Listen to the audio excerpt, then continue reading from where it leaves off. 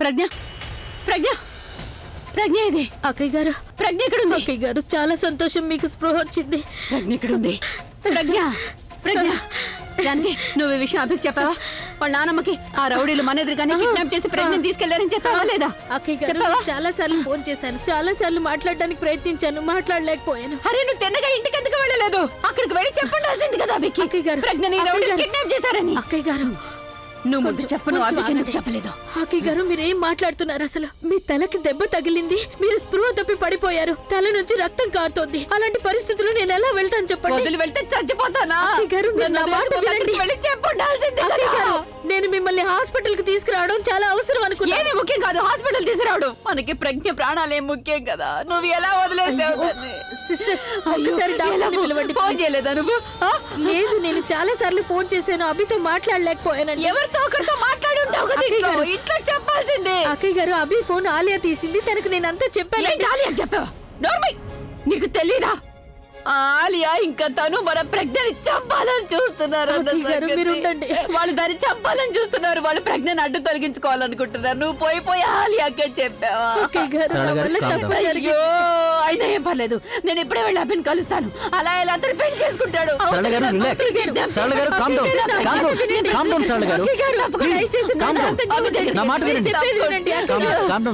ఇప్పుడు మీరు చాలా వీక్ గా ఉన్నారు, మీకు చాలా రక్తం పోయింది.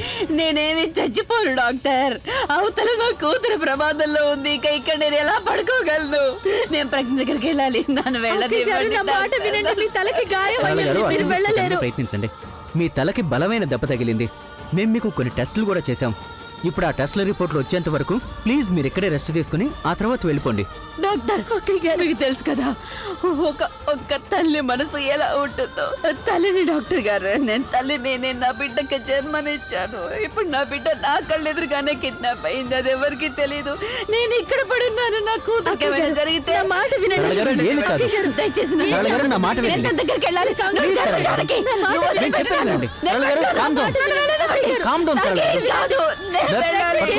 వెళ్ళనివ్వండి.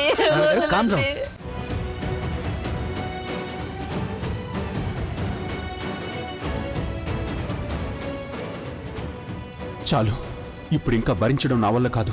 నా మనసు చెప్తుంది వెళితే ఈ మండపం నుంచి వెళ్ళిపో, లేదా పెళ్లి ఆపేయమని. కానీ నేను అదేది చేయలేను. ఈ పెళ్లి నా డెసిషన్. పెళ్లి చేసుకుంటే ప్రజ్ఞ పట్ల అన్యాయం చేసినట్లు అవుతుంది. పెళ్లి చేసుకోకపోతే తన్ను పట్ల అన్యాయం జరుగుతుంది. అబ్బా, ఈ ముసుగు లోపల చాలా ఉక్కపోతగా ఉంది. ఊపిరి కూడా తీసుకోలేకపోతున్నాను. ఎప్పుడైపోతుందో ఏంటో ఈ పెళ్లి. ఈ పూజారి ఒకడు మంత్రాలు మరీ ఇంత స్లోగా చదువుతున్నాడు. కొంపదీసి ఇప్పుడు బోర్ కొట్టి నిద్రపోతానేమో నేను. ఏం చెయ్యాలి? ఆలియాకి చెప్పినా, పూజారికి చెప్పి ఫాస్ట్గా పెళ్లి జరిపించమని. ముఖం బయటకు కూడా పెట్టుకోలేను. ప్రవీణ్ ఇంకా నానమ్మ అందరూ చూసేస్తారు నన్ను. నో, అలాంటి తప్ప అస్సలు చేయకూడదు. జస్ట్ ఒక్కసారి పెళ్ళైపోయిందంటే చాలు, అప్పుడు చూస్తాను ఆ ప్రజ్ఞది ఇంకా తన గ్యాంగ్ది మాడిపోయిన ముఖాల్ని.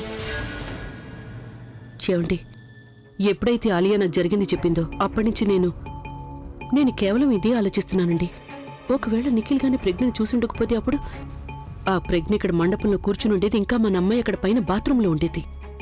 ఇక్కడ ప్రజ్ఞకి పెళ్ళైపోయి ఉండేది కూడా. కానీ మనకెవరికి ఏమీ తెలిసుండేది కాదండి. నువ్వు చెప్పింది కరెక్టే, కానీ ఇప్పుడంతా మంచి జరుగుతోందిగా. మరి నువ్వు చెడుగా ఎందుకు ఆలోచిస్తున్నావు? అరే, మన అమ్మాయి మండపంలో కూర్చొని ఉంది. అమ్మాయి పెళ్లి చూసి ఎంజాయ్ చేయి. వాళ్ళు చూడండి ఎలా ఎంజాయ్ చేస్తున్నారు. And you know what, the best parties, వాళ్ళందరూ వాళ్ళ ఓటమిని ఎంజాయ్ చేస్తున్నారు. తన్నుని ప్రజ్ఞ అనుకుని మరీ సంతోషపడుతున్నారు, ఆశీర్వాదాలు ఇస్తున్నారు. అదిగో నానమ్మని చూడండి, ఎలా మిటికలు విరుస్తూ నవ్వుతూ ఆశీర్వదిస్తుందంటే ఇక్కడేదో అభి ప్రజ్ఞల పెళ్లి కాదు, సీతారాముల పెళ్ళైనట్టుగా. ఆ ప్రవీణ్ని చూడండి, ముఖం ఎలా వెలిగిపోతోందో. వాడు అనుకుంటూ ఉంటాడు ప్రజ్ఞని మండపాని కాదు, సీతని లంక నుంచి రాముడి దగ్గరికి తీసుకొచ్చానని. ఓ అక్క, ఆ తన్ను వాళ్ళ అమ్మని చూడు ఎలా పల్లెకిరిస్తూ నవ్వుతుందో. తర్వాత అసలు విషయం వీళ్ళకి తెలిస్తే అప్పుడు తన పళ్ళు ఊడిపోయి తన చేతిలోనే పడతాయి. అయ్యో రామా, తను అనుకుంటుంది వాళ్లే గెలిచారని. అందుకే అంతగా నవ్వుతుంది. తను నవ్వడం చూస్తుంటే నాకు ఆమె మీద జాలి కలుగుతోంది, వాళ్ళ ఓటమికి నవ్వుతుందని. నానమ్మ, నేనైతే తను గురించి ఆలోచిస్తున్నాను. ఇప్పుడు తనకి స్పృహ వచ్చిందనుకో, అప్పుడు ఇక్కడికి వచ్చి తను మలమలా ఏడుస్తుంది, లేకపోతే షాక్ తగిలి పిచ్చిదైపోతుంది. తన్ను గురించి అయితే ఖచ్చితంగా తెలియదు, కానీ అక్కడ నిలబడుందే ఆలియా, అది ఖచ్చితంగా స్పృహ తప్పి పడిపోతుంది. దానికోసం మన అంబులెన్స్ ను పిలుతాంలే. అరే బుద్ధి లేదు మీకు, సైలెంట్ గా ఉండండి, ఎక్కువగా నవ్వద్దు, ఎందుకంటే వాళ్ళకి డౌట్ వచ్చేస్తుంది. నానమ్మ, డౌట్ వస్తే రానివ్వండి. ఎన్నో కష్టాల తర్వాత ఈ సంతోషాల గడి వచ్చింది. ఇప్పుడు ఎంజాయ్ చేయనివ్వండి మమ్మల్ని. అరే కంట్రోల్ కంట్రోల్. కంట్రోల్ లేదు, గింట్రోల్ లేదు. ఓయ్ ప్రవీణ్, నీ ఆనందాన్ని కొంత దాచిపెట్టుకో. ఇప్పుడు వీళ్ళకి తెలిసిపోతుందిగా అభి పెళ్లి తన్నుతో కాకుండా ప్రజ్ఞతో జరిగిందని. వాళ్ళ చేతిలో చిలకలు ఎగిరిపోతాయి.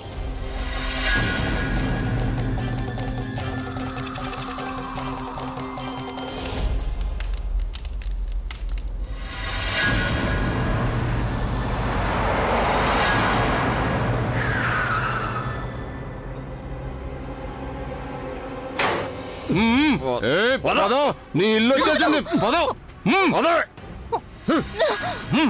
వదలండి, వదలండి. పడుకుంటా. నేను చెప్పేది జాగ్రత్తగా వినండి. మీ 2 కళ్ళు ఈ అమ్మాయి మీదే ఉండాలి. ఒక్క క్షణం కూడా ఈ అమ్మాయిని ఒంటరిగా వదలొద్దు. ఎందుకంటే మీరందరూ ఎంత తెలివైన వాళ్ళు. దానికి 100 రెట్లు ఎక్కువైన తెలివైన పిల్ల ఇది. ఈ పిల్ల తన తెలివితేటలను ఉపయోగించి ఒకసారి మా అన్న చేతి నుంచి కూడా తప్పించుకుంది కదా ప్రజ్ఞ మేడం, గుర్తున్నాడా? మా అన్నయ్య, ఓడి ప్రతీకారం. అదిగో చూడండి, అదిగో చూడండి రా, చూడండి. ప్రతీకారం అనే మాట వినగానే ఎలా గుంజుకుంటుందో. ఎలాగంటే ఇప్పుడు రెక్కలు విప్పుకొని రివ్వు రివ్వుమని ఇక్కడి నుంచి ఎగిరిపోదామని. చాలు, ఇప్పుడు ఏమీ లాభం లేదు ప్రజ్ఞ మేడం. ఎందుకంటే ఇప్పుడు మీ భర్త పెళ్లి మొదలైపోయింది. ఇంకొంతసేపు అయిన తర్వాత ఆ పెళ్లి పూర్తయిపోతుంది కూడా. ఇక దాంతో పాటే ముగిసిపోతాయి నువ్వు చేసే కుట్రలన్నీ కూడా. ఏదైతే నువ్వు ఈ పెళ్లి ఆపటానికి చేస్తున్నావో నాకు మొత్తం అంతా తెలుసు. ఈ పెళ్లి బట్టలు వేసుకొని నువ్వు పీటల మీద కూర్చోవడానికి వెళ్తున్నావు కదా. నేను ఈ రోజు నీ కోరిక తీరుస్తాను, కానీ పెళ్లి మండపంలో కాదు, ఇక్కడ గుర్రాల్ని కట్టేసే చోట. ఇక ఇప్పుడు మిగిలింది నీ మొగుడు సంగతి. కొద్దిసేపటి తర్వాత అతను వేరే అమ్మాయికి సొంతం అయిపోతాడు.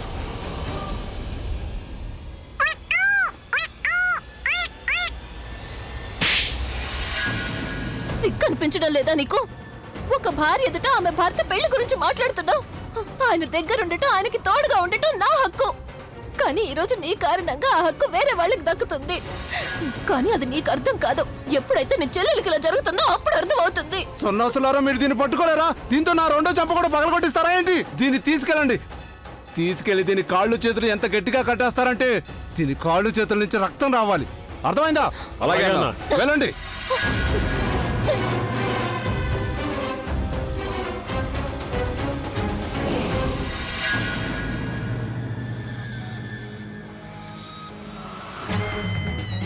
ఈ కంగారు ఫోన్ ఎందుకు లిఫ్ట్ చేయట్లేదు? అంతా బాగానే ఉంటుందా? కొంపతీసి ప్రజ్ఞ వాళ్ళ అమ్మగానే అడ్డ దగ్గరికి వెళ్ళలేదు కదా. నోను, ఆవిడెలా తెలుసుకుంటుంది ప్రజ్ఞ ఎక్కడుందో? అక్కడ నెట్వర్క్ ఏదో ప్రాబ్లం అయి ఉంటుంది. మళ్ళీ ట్రై చేస్తాను. గట్టిగా గట్టిగా ఇంకా గట్టిగానే కట్టానన్నా. Very good. మీరు తప్పు చేస్తున్నారు. మేమందరం నీకు మంచోళ్ళలాగా కనిపిస్తున్నావా? రౌడీ గాళ్ళం, రౌడీ పనులే. మీ అందరికీ నేను ఆఖరిసారి చెప్తున్నాను, మీరు నన్ను ఇక్కడ ఇలా కట్టేశారు అని మా ఆయనకి తెలిసిందంటే మీలో ఎవరిని వదిలిపెట్టరు. ఆయన మీ అందరినీ చంపేస్తారు. అరే, ఇదంతా నీ మొగుడికి తెలిసినప్పుడు చూద్దాంలే. నువ్వు ఈ ఏడుపులు శాపనార్థాలు మానేయ్. ఈ వార్నింగ్లు ఇవ్వడం కూడా మానేయ్. ఇలాంటివేమీ మా మీద అసలు పనిచేయవు. ఇక మీరు ఒళ్ళు దగ్గర పెట్టుకుని ఏనంట్రా. ఈ పిల్లని బాగా టైట్ గా కట్టేసి ఉంచండి. ఇక మీ దృష్టంతా ఈమె మీదే ఉండాలి. చాలా షార్ప్ ఈ అమ్మాయి. మీరు నన్ను అడగకుండా ఇంకొక చుక్క కూడా మంచినీళ్ళు ఇయ్యొద్దు. మీ వాకిటాకీలు రెడీగా ఉన్నాయి కదా? ఉన్నాయన్నా. అరే దద్దమ్మలారా, చేతిలో పట్టుకోండిరా. వీటిని ఎలా యూజ్ చేయాలో మీకు తెలుసా లేదా? వీటిని ఎలా యూజ్ చేయాలి? తెలీదన్నా, కొంచెం చెప్పు. అయితే జాగ్రత్తగానండి. ఇలా చూడండి. మొట్టమొదటిగా చిన్న బటన్ని ఇలా తిప్పాలి. ఇలా తిప్పామా? ఇక ఆ తర్వాత ఈ మధ్యలో ఉన్న బటన్ని ప్రెస్ చేయాలా. అప్పుడు మీరు ఏది మాట్లాడినా కూడా నాకు వినిపిస్తుంది. ఎప్పుడైతే మీరు దీన్ని వదిలేస్తారో అప్పుడు నేను ఏది మాట్లాడినా అది మీకు వినిపిస్తుంది. ఇప్పుడు అర్థమైంది కదా? అరే, నా వాకీ టాకీలో నుంచి నా ఫోన్ రింగ్ వినిపిస్తుంది ఏంట్రా? అరే అన్న, ఇది నీ వాకీ టాకీ కాదు, ఇది నీ మొబైల్ రింగు. ఇప్పుడు నువ్వు నాకు నేర్పిస్తావా?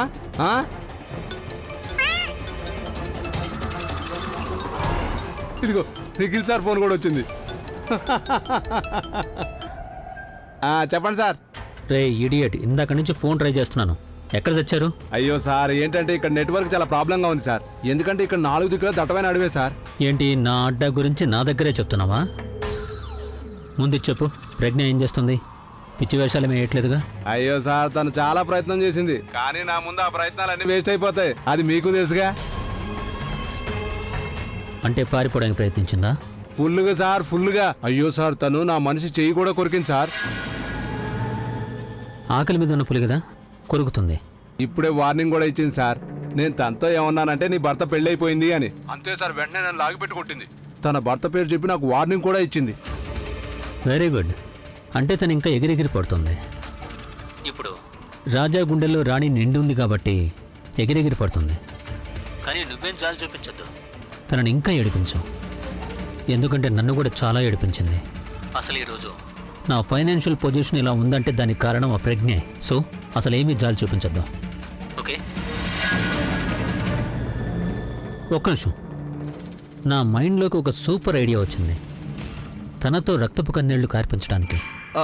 ఏం ఐడియా సార్ అది? ఇప్పుడు తన భర్తది పెళ్లి జరుగుతుందనే వార్త వింటేనే అంతగా వెలవెల్లాడుతుంది. ఇక పెళ్లి మంత్రాలు లైవ్లో వింటే పాపం హార్ట్అటాక్ వచ్చేస్తుందేమో తనకి. సూపర్ చెప్పారు సార్, సూపర్గా. వెకిలిగా నవ్వుతూనే ఉంటావా, లేక ఏం చెప్పానో అర్థం చేసుకుంటావా? అయ్యో సార్, నాకు అంత అర్థమైంది. మీరు ఫోన్ తీసుకొని పెళ్లి మండపంలోకి వెళ్ళండి. ఇక నేను ఈ ఫోన్ తీసుకొని తిన్నగా ప్రజ్ఞ దగ్గరికి వెళ్తాను. ఇక అక్కడి నుంచి మీరు లైవ్ టెలికాస్ట్ చేస్తారు. చాలా కరెక్ట్గా అర్థం చేసుకున్నావు. ఇక తొందరగా వెళ్ళి ప్రజ్ఞని నాతో మాట్లాడించు.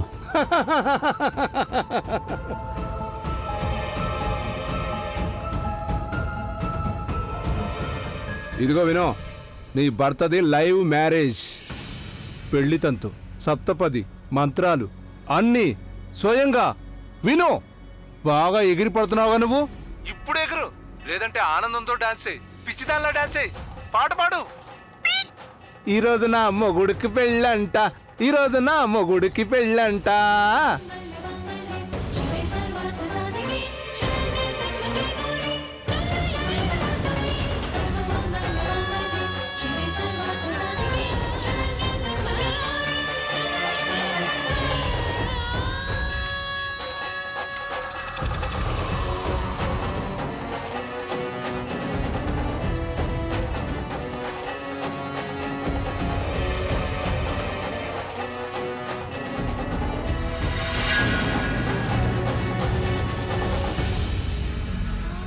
బాబు, మీ కుడి చేతిని ముందుకు చాపండి.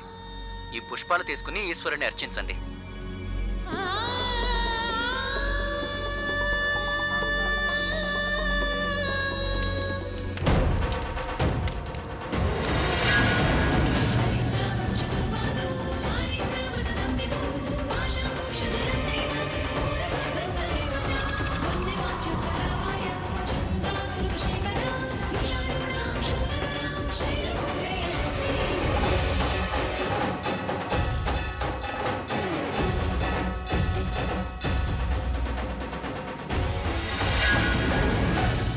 ఈమె మొహం చూడండి ఎలా ఉందో, ఏడుపు. నేను చెప్తున్నాను నువ్వు బాగా ఏడు, బాగా ఏడు. నన్ను చెంపదెబ్బ కొట్టావుగా, ఇప్పుడు ఆ బాధ ఎలా ఉంటుందో నీ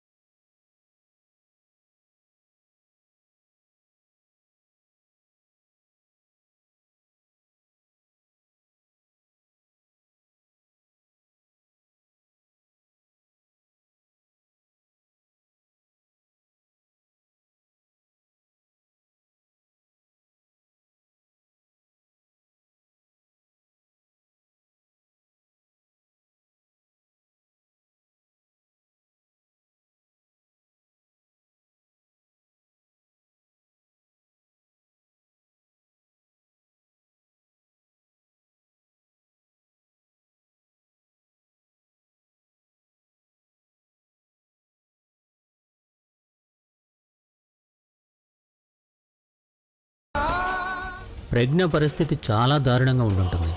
నేను తనకి పెళ్లి మంత్రాలు వినిపించినట్టుగానే అక్కడ ఎవరైనా నాకు కూడా తన ముఖం చూపిస్తే బాగుండు. భలే మజాగా ఉంటుంది.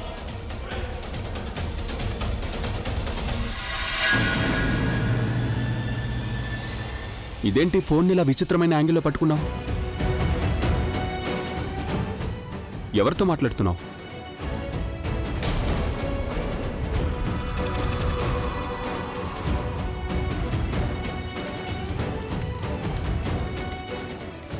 యాక్చువల్లీ నాకు ఒక ఫోన్ వచ్చింది.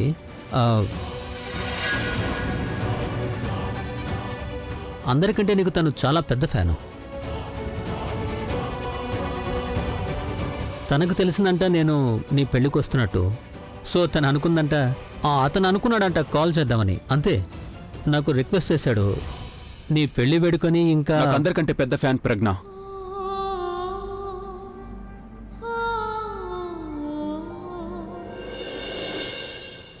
మరి ఫోన్ చేసింది ఎవరు? ఇటు నేను మాట్లాడతాను. వద్దు, ఏదో జస్ట్ ఫ్రెండ్ అంతే. నువ్వు పెళ్లి చేసుకో, ఈ మాటలవి మనం తర్వాత మాట్లాడదాం. అరే, ఇంత విచిత్రమైన కోరిక కోరాడంటే ఎవరో స్పెషల్ ఫ్యాన్ అయి ఉంటాడు. నువ్వే మాట్లాడతావు. నా ఫ్యాన్ అయినప్పుడు నేనే మాట్లాడతాను. ఇవ్వు.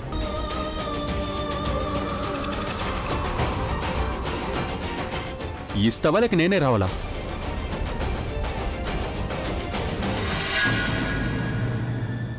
ఈ నిఖిలేం చేస్తున్నాడో? కొంపదీసి అటువైపు ఉంది. ప్రజ్ఞ కాదు కదా? ఓ మై గాడ్, ఇప్పుడు ఏమవుతుంది? I knew it. ఈ నిఖిల్ ఏదో ఒక ప్రాబ్లం తెస్తాడు. అసలు లైన్లో ఎవరున్నారో ఏంటో.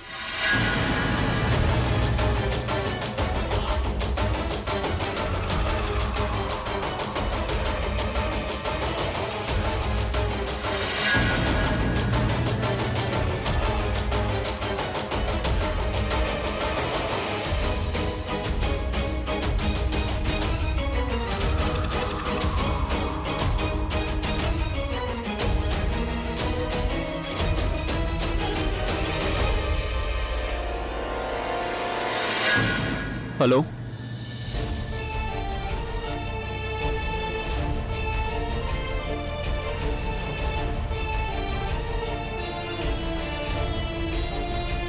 హలో, నేను అభిని. ఎవరు మాట్లాడుతున్నారు?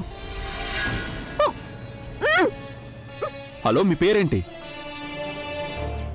హలో, ఎవరు మాట్లాడేది?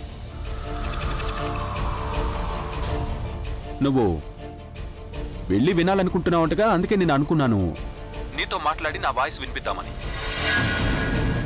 Hello, hello.